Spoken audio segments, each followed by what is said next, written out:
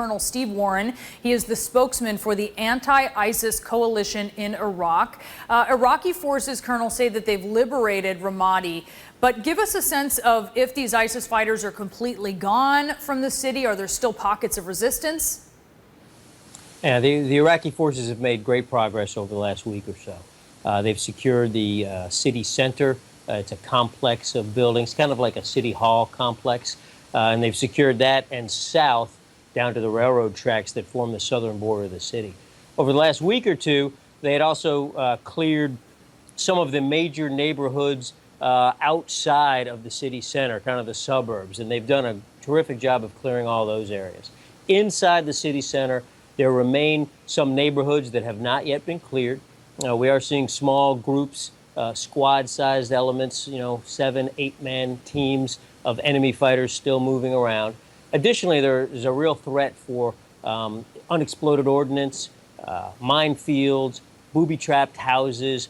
So there's a lot of still danger inside of Ramadi. And clearing the majority of the city is obviously one thing. Being able to hold it is another. Are you confident that Iraqi forces will be able to hold Ramadi? Right now, based on the way the battlefield sits, it does not appear that ISIL has the strength to knock the Iraqi security forces out of their positions. Okay, so pretty confident coming from you there.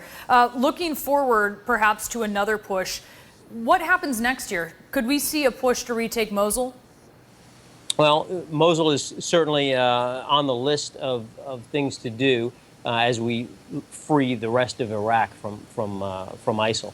But before that, there's a lot of work to be done still in Anbar. We've got to move up and secure more of the Euphrates River Valley. On the other side of the country, the Tigris River Valley still needs some work up around Beiji. So this is going to be a process, and it's going to take some time. We still need to finish training the remainder of the Iraqi army. We need to reset and refit some of these forces that have been fighting hard for Ramadi over the last several months.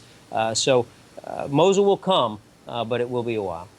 So tell us about the role. You've talked about, obviously, the training and the advising of these Iraqi forces. We know there are U.S.-led airstrikes. Tell us about the role that the U.S.-led coalition is playing right now. Well, I think we've played a pretty great role here. From the air, obviously delivering really devastating air power. We've dropped over 2,000 weapons in the last couple of months. We've dropped about 390 weapons just in the last week alone.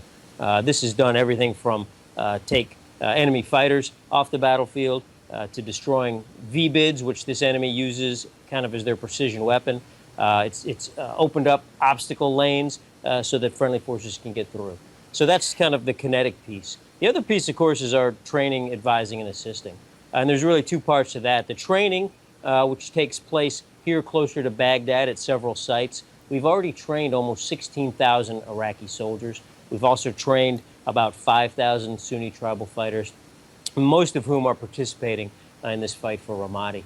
And then finally, it's our advising and assisting.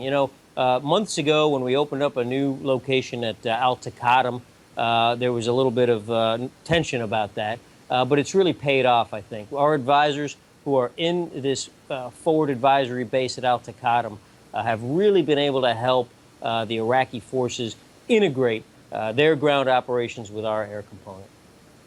All right, Colonel Steve Warren, thank you so much for the update. We certainly appreciate that.